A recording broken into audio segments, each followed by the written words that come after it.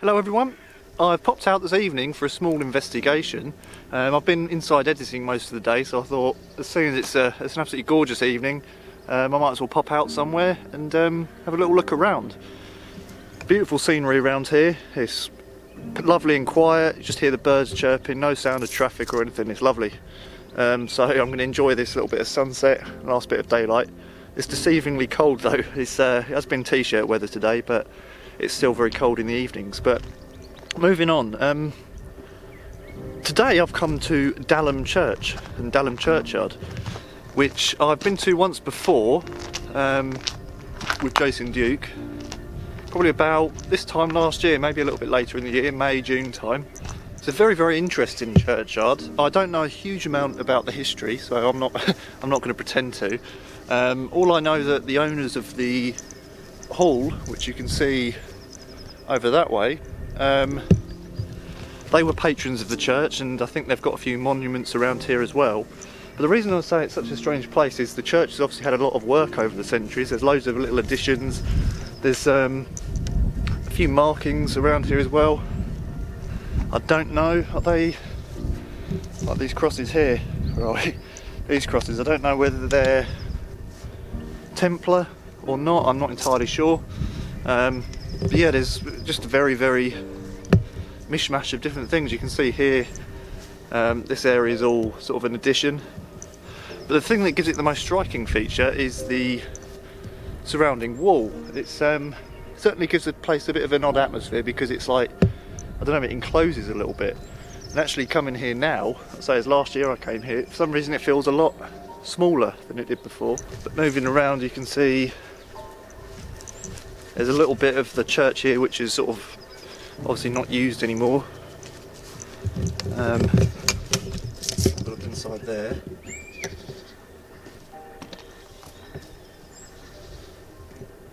So it's a little, I don't know, empty area. I don't know what this bit was. There's obviously sealed up a doorway or something there as well. Big window there that's been sealed up. Oh, haven't noticed that before.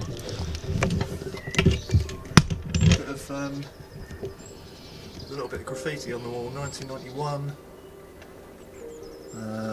2001. Doesn't look particularly old graffiti, but this place is personally interesting to me, because I didn't realise until I'd been here the first time that I've actually got some family ties to this area.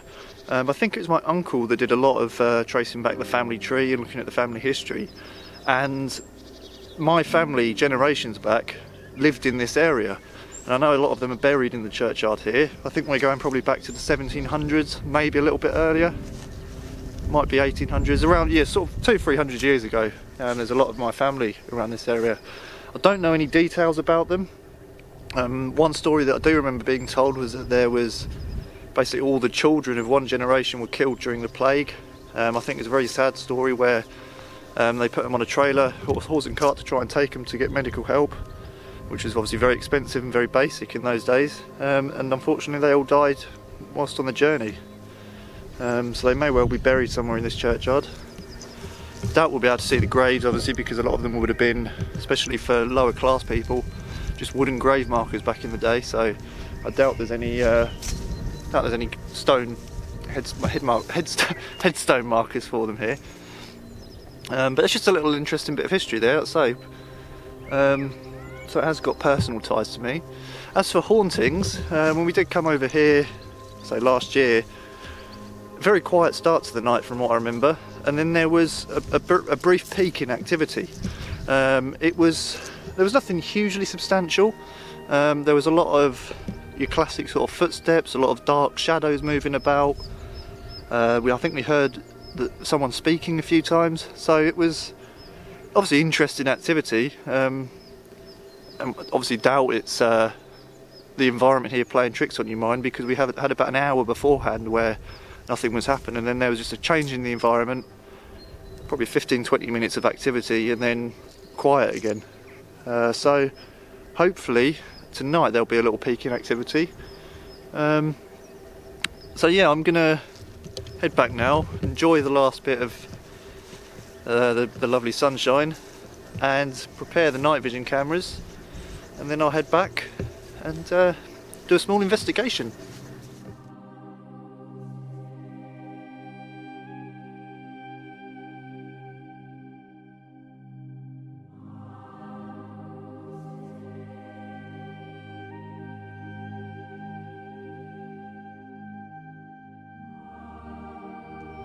So I'm just walking back up to the church now. As you can see, it's still got a little bit of daylight, but it's nearly dark. So I'm going to switch on to night vision. It's about 25 minutes to 9. I've already set up the locked off camera on the tripod, and I've put a few bits of equipment on the ground around it, so I'll go and show you that. As usual, when I'm on my own, I'll go very basic with the equipment. So I've obviously got handheld camera, EMF detector and voice recorder. So I'll show you the little setup I've got here. That's just a infrared light, so we can hopefully see a bit further into the churchyard when it's dark. Got a little REM pod there. If anything comes around that aerial,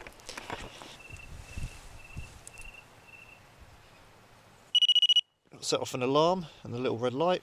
And then here we've got a static electricity detector. What that will do is if there's a negative static charge around it, there'll be a little blue light on the right that will turn on, and if there's a positive charge there'll be a red light on the left. Again, no reason really that either of these should be going off at any point, but the locked off camera there will be able to catch it. So I'm just going to go for a walk around now with the EMF detector. I did do it last time just to get a baseline reading, but there was no particular readings around here, any anomalies. We'll do that now.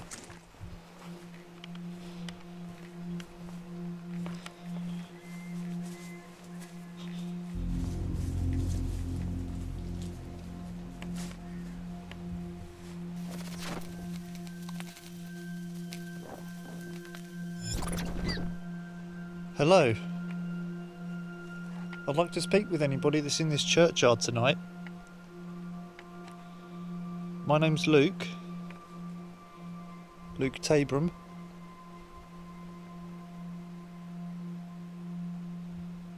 Come here to talk to you.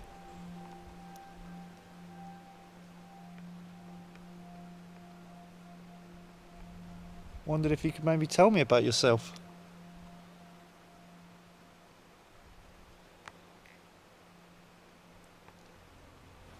I imagine you don't get a lot of people coming by here trying to communicate with you and interact with you.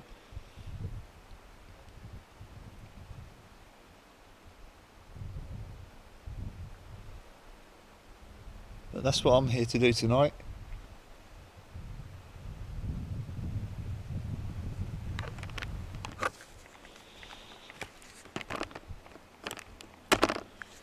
Got this little device in my left hand. If you can, could you come over and speak into it, please, really loudly and clearly?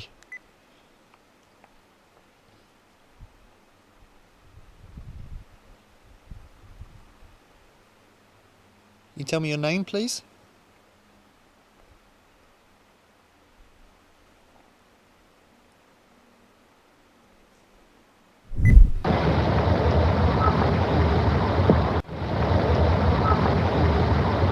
You just spoke then, I did hear your voice. I heard whatever you said. Can you talk to me again, please?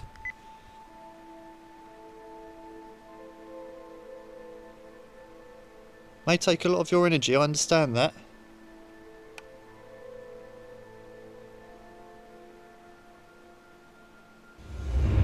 I've got two little boxes on the floor down there.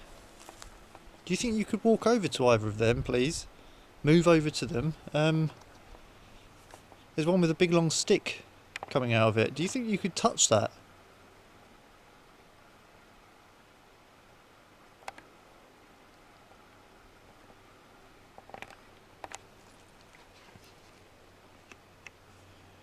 Bring all your energy around that area. If you can't actually interact with those two devices down there, do you think you could try and push them over? Again, I know it takes a lot of your energy.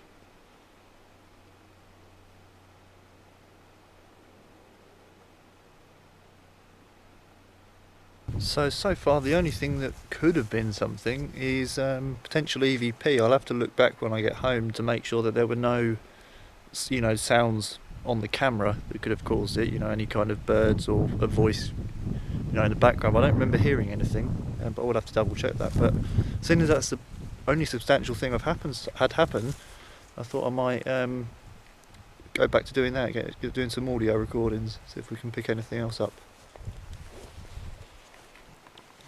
If you were able to use this to talk earlier, it either sounded like a lady or maybe a child. I'm not sure, sorry if I've got your identity wrong. But can you come and talk into this device, this box in my left hand? Can you come and speak into it again, really loudly and clearly?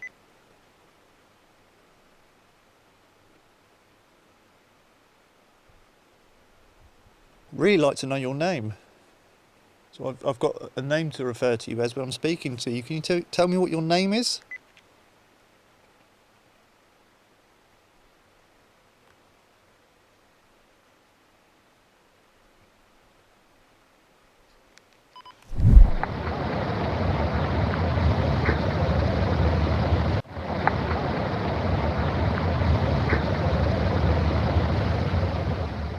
Just heard you speak again.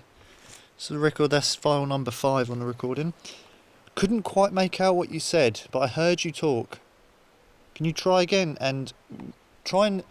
I don't know how it is that you're able to talk to me, but really, really try and make it very clear and very loud when you speak, okay? Speak now, please.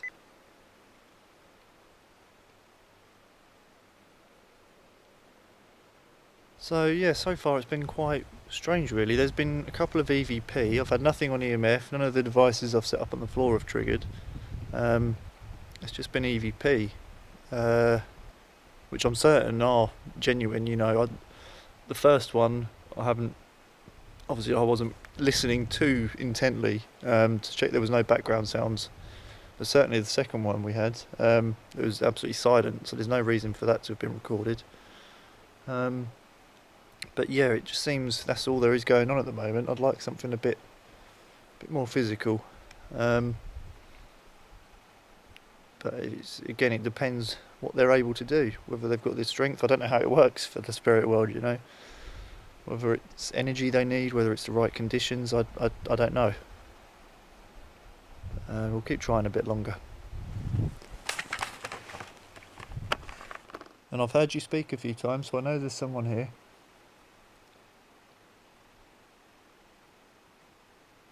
That's incredible that I can hear you. I don't know how you perceive me. Like, I don't know whether you see me as flesh and blood, whether you see me as an astral being. I know I can't see you.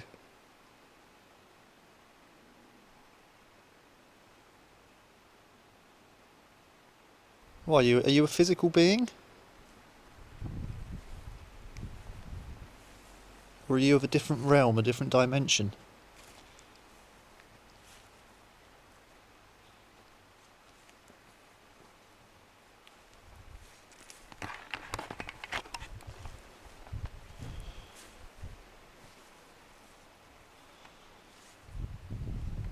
Go over to that little disused room, see if we get anything in there.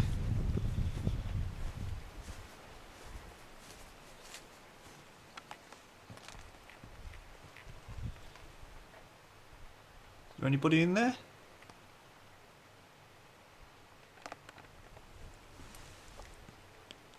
Or anybody in the church?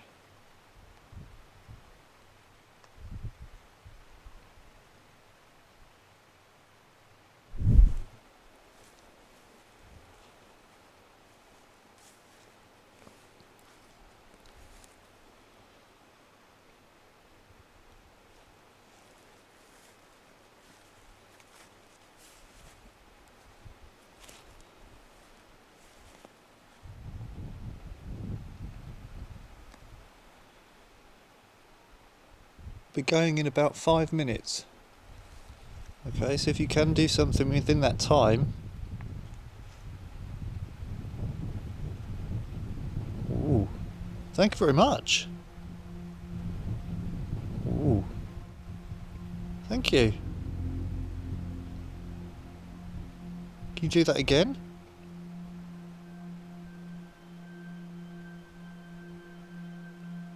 Bring your energy around this again.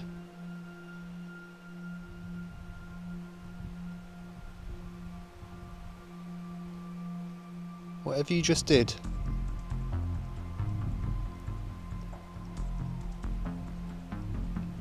That was incredible.